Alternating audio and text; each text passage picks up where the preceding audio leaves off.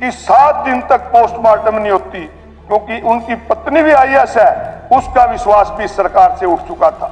अब किसान के यूरिया, जब यूरिया की जरूरत होती है, हमारे मंत्री है, मेरे बड़े भाई हैं, मित्र हैं, वो कह देते हैं यूरिया की कमी नहीं है।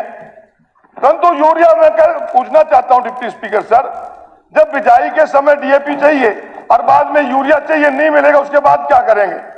आज ही मैं अखबार में पढ़ रहा था, कल की अखबार में घनश्याम जी बैठे, यमुनानगर की एक फैक्ट्री में डिप्टी स्पीकर सर, पुलिस ने रेड मारी प्लाईवुड की फैक्ट्री में और वहां पर यूरिया पकड़ा गया। यूरिया किसान की बजाय प्लाईवुड फैक्ट्रियों में बिकता है डिप्टी स्पीकर सर, और जब किसान लेने जाता है उसके साथ दवाई लगा देते हैं। तो फिर इस सरकार पे डिप्टी स्पीकर सर कैसे विश्वास किया जाए? इसके साथ साथ डिप्टी स्पीकर सर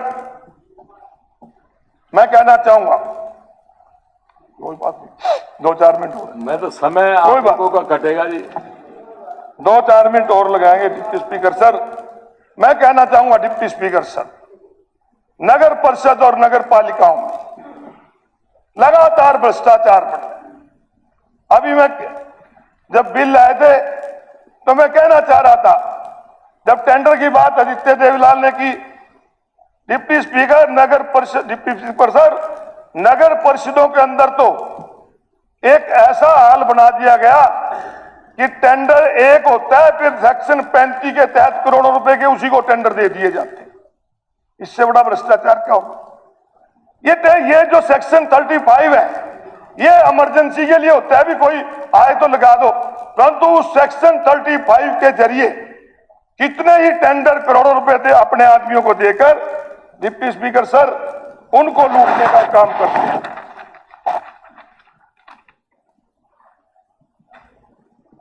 इसके साथ साथ डिप्टी स्पीकर सर, कानून व्यवस्था का जिक्र काफी आ गया।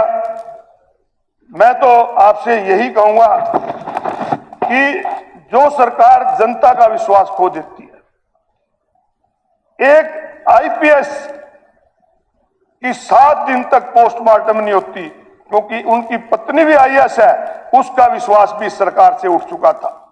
आम जनता का विश्वास सरकार से उठ चुका है। तो ऐसी सरकार के खिलाफ हम अविश्वास प्रस्ताव लेके आए हैं। और मेरे मित्र कह रहे थे मेरे से, बीजेपी वाले, कि तारी संख्या तो है ही नहीं, तुम फिर इसको ले आई क्यों? तुम अपनी अंतरात्मा का वोट दे दियो। तुम भी अगर अंतरात्मा से वोट दोगे तो ऐसी सरकार जो लोगों की उम्मीदों पर खरा नहीं उतरी, निश्चित रूप से आप भी उन्हें वोट दोगे। बहुत बहुत धन्यवाद। कृष्ण बेदी जी।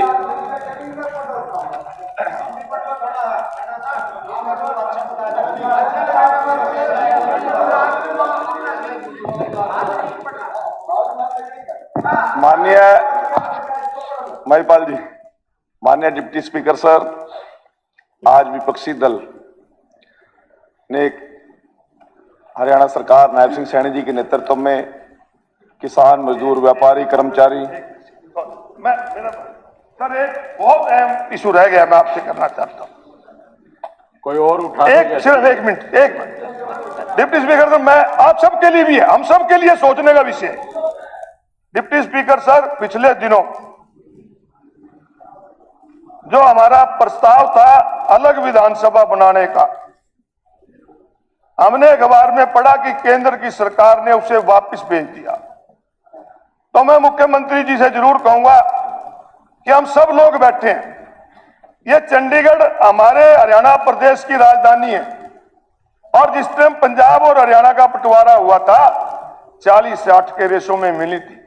अब हमें यह तो बता दिया जाए कि चंडीगढ़ में हमारा स्टेटस क्या है। जब हम अपनी हरियाणा की विधानसभा के लिए जगह नहीं मिलती, तो फिर केंद्र सरकार हमें किस उस पर रखना चाहती है। तो आज समय आ गया, सभी साथियों से कहूंगा कि आज एक निर्णय लो, लड़ाई लड़ो, केंद्र सरकार की कहो कि हमें पैसा दो, हम तो अपनी राजधानी यहाँ बनाएंगे और धना कहेंगे कुरुक्षेत्र से बड़ी जगह कोई नहीं है, वहां पर हरियाणा की राजधानी बनाओ, ताकि भगवान कृष्ण की कर्मभूमि है, गीता की जन्मभूमि है। आप तो हाँ कर दो, इनकी मैं करा लूंगा, तुम तो हाँ कर दो, इनकी मैं करा लूंगा। आप आज समय आ गया है कि अपनी राजधानी बनाओ।